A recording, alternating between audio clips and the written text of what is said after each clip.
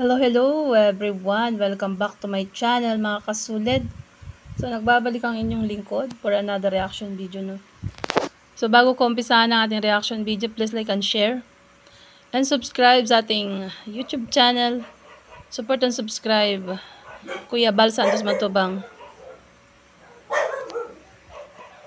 Ate Edna, Kalingap Rab, at syempre sa mga small Kalingap vloggers, K-Boys. At ang ating YouTube channel.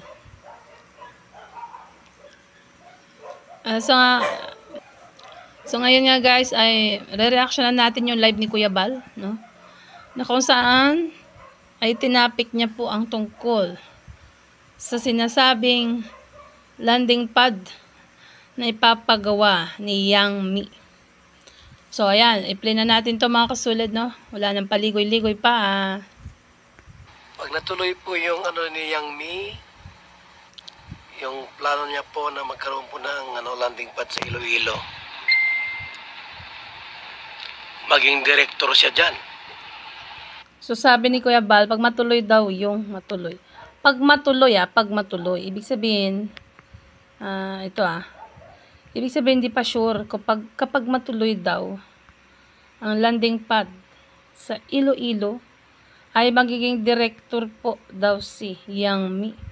Wow, sana all. So tuloy natin. Maging director po siya sa Iloilo.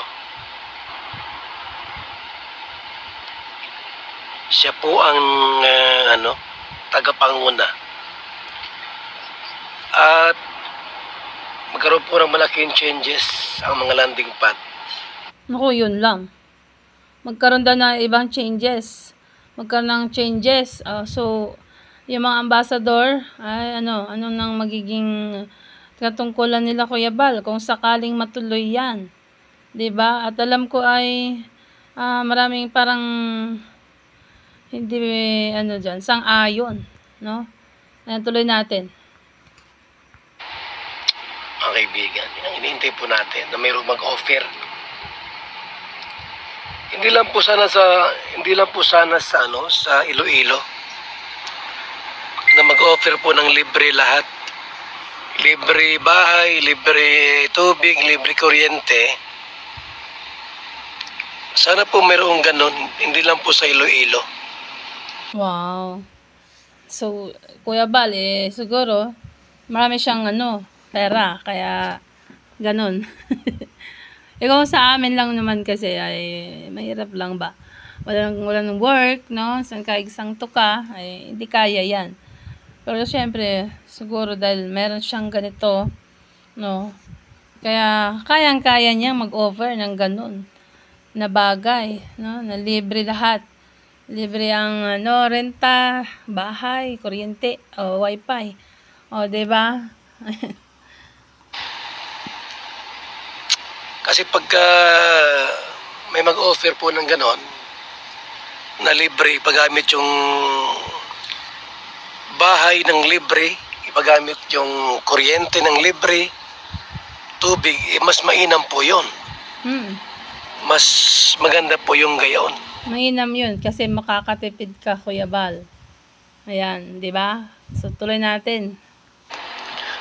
Wala ka nang iisipin pa. Sana po hindi lamang sa Iloilo na magkaroon ng offer na gano'n. Libre lahat. Libre kuryente, tubig, bahay. Pati internet, libre na rin. Sana all na lang, libre lahat. Dito nga sa bahay, sarili naming bahay. Pero nagbabayad kami ng kuryente at wifi. Ayan.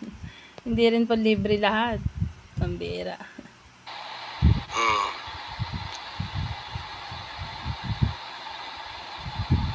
Diba? Pero ang tanong dito, kung pumapayag na ba si Kuya Bal? Diba? Yan ang title natin. Ayan. Tutuloy natin, guys. Kasi po pagkagayaan, lahat, open ka ng landing pad, lahat babayaran mo. May allowance pa ang mga ambassadors, deputy, at saka scouters. Pagkain pa. pag ganyan po, may nag-offer sa atin na libre lahat, abay, malaking kaluwagan po yan. Tama, malaking kaluwagan. Darami ang matutulungan ni Kuya Bal. Yan, no? Pero hindi sinagot yata ni Kuya Bal kung pumapayag siya. Parang kasing naputol ito, no? Naputol, sutuloy natin. So, ang mangyari po dyan mga kaibigan, kapag mayroon pong ganyang mga offer, halimbawa mayroong offer sa Iloilo, may offer sa ibang probinsya, o libre na Kuya Bal. Meron ditong bahay po na pwedeng gamitin para sa landing pads, libre. Mawawala po ang mga ambassador sa deputy. Yun lang.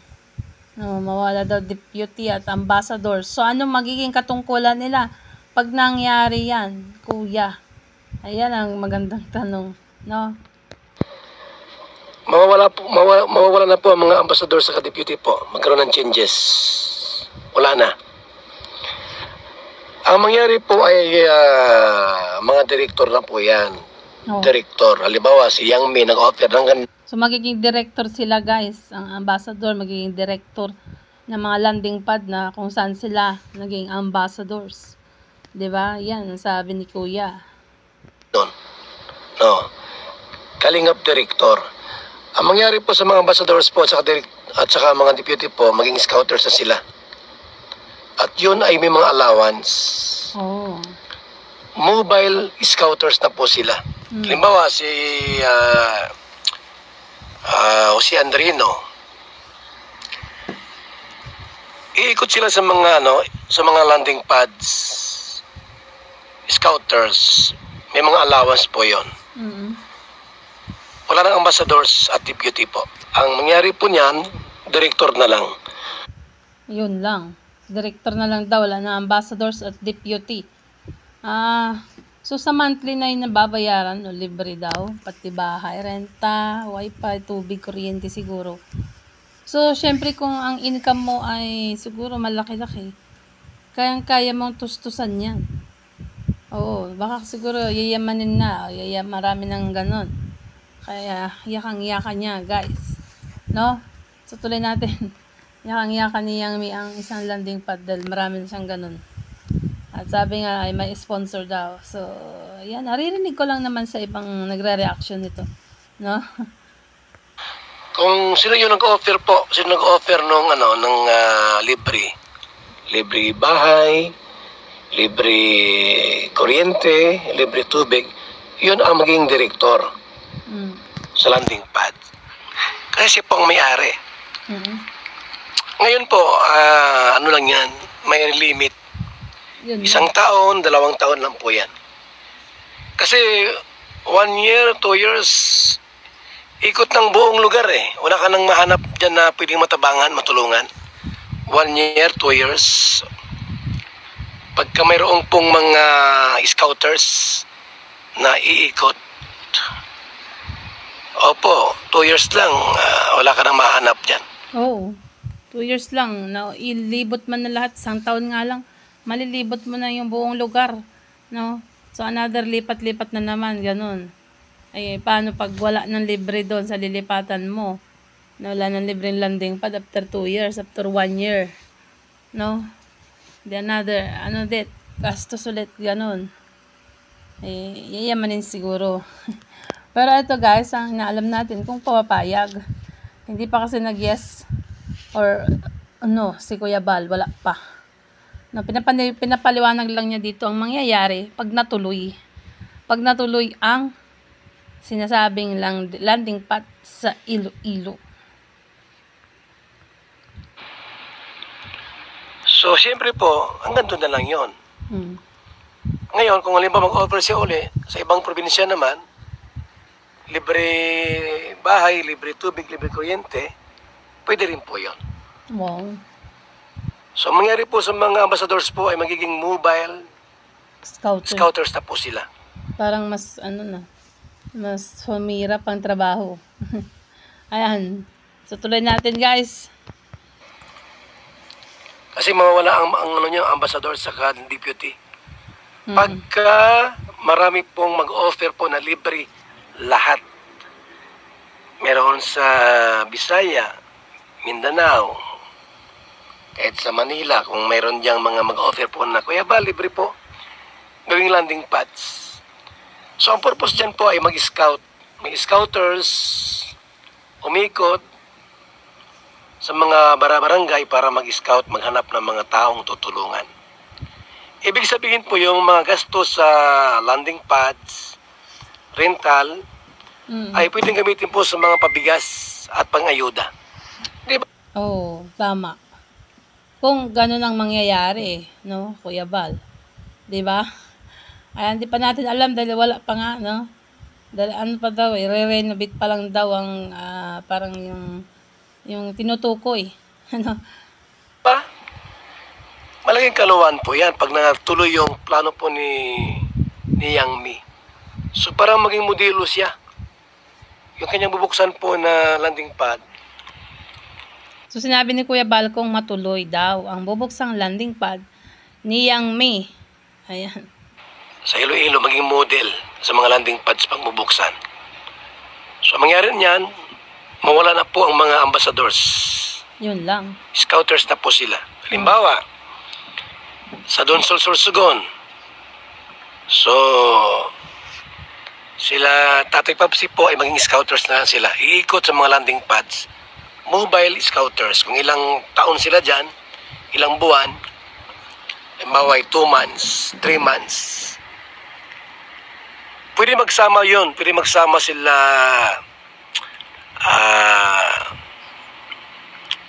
Joey the Great, tapos sila si Andrino. Oh, so pwede magsama daw ang dalawa. Kahit malayo yung isa, no? Pwede silang magsama. Ano tuloy natin? As scouters. Kung papayag sila na maging scouters. Kung hindi naman, huwag pilitin. Kasi po pag mag-open ng mga landing pads, mobile landing pads, sa mga probinsya po, hindi pwedeng walang scouters. Oo, tama. Dapat yan may scouter. Kasi mag-ano ka dyan kung wala namang mayroong deputy at saka ambassador. Sa mga landing pad, no, gaya ng mga pinapatupad ni Kuya Bal sa ibang lugar. 'Di ba? Scouters. So, mangyari po dyan, mga deputy po, sila Kalinga Pros, iikot na yan sa mga landing pads as mobile scouters. Kung sakaling matuloy po yan, mga kaibigan, yung so, wala pa nga, no? Dahil kung sakaling matuloy. Ito, ang sabi ni Kuya Bal, kung sakaling matuloy ang plano, no? Ayan, tuloy natin. Iniisip ni Yang Mi na magkaroon po ng libreng landing pads, walang babayaran. So, magandang bagay yan. Malaking tulong po yan sa Kalingap. Kasi mangyari po dyan sa mga landing pads po ay mobile na lang. At wala ng ambassadors, wala ng deputy. Lahat mobiles na lang po sila. Yan po ang... So, maganda daw yan sa Kalingap pag libre lahat. No? Yan, sabi ni Kuya Bal, minus gastos nga naman. Totoo yun. Ayan. Ang mangyari pag sakaling matuloy ang plano po ni Yang Mi. Pag sakaling matuloy pa daw, mayroong sakali. So, hindi sureball ito, no? Malalaman natin yan sa susunod na mga araw. Na magpalibre. So, hindi lang siya, no? Sana marami ring iba. Marami rin pong iba. Kasi po, pagka mayroong mag-offer, kahit saan pa yan, pupuntahan natin. Tapos maglagay ng scouters dyan. Hindi ka na mag-arkila. Like sa Davao po, walang arkila. Di ba? So, ang mangyari po kay Kalingap Mick, hindi na siya ambassador, director na siya. Kasi bahay niya mismo Oh, yun ang sinasabi ni Kuya Bal, no? Kung matutuloy ang plano ni Ma'am Yang Mi. Ayan. Ang landing pad director na si Kalingap Mick. So, yan ang mangyari dyan. So, mawala na po yung mga ibang landing pads na Tapos mawawala pang ibang landing pad. Aray ko. may bayad, may rental, at ilipat na po sa mga libre. So, minus gastos. Oh, kung lahat ng iba pa kuya, hindi lang isang landing pad ng libre, maganda nga naman. Ayan. So ngayon, ang problema nga sa ngayon ay may mataas ang bilihin. Ayan. Halip, nadami ang scouters. Very good idea. Diba? Mas maganda po yung mga kaibigan. So sabi ni Kuya Val, very good idea. Mas maganda daw. So ano ibig sabihin mo dito, kuya? Pumapayag ka ba? Ayan ang tanong. Ayan. So mga kasolid, ayan, puputulin ko na po ang ating reaction video. So kayo ba ay pumapayag sa kagustuhan o sa desisyon o sa suggestion ni Yang Mi? Ayan. No? So ito, hanggang dito na lang po. So please subscribe, Kalingap, Kuya Val, Ate Edna, Kalingap Rap, sa lahat ng K-Boys, syempre ang Small Kalingap Vloggers, at ang ating YouTube channel.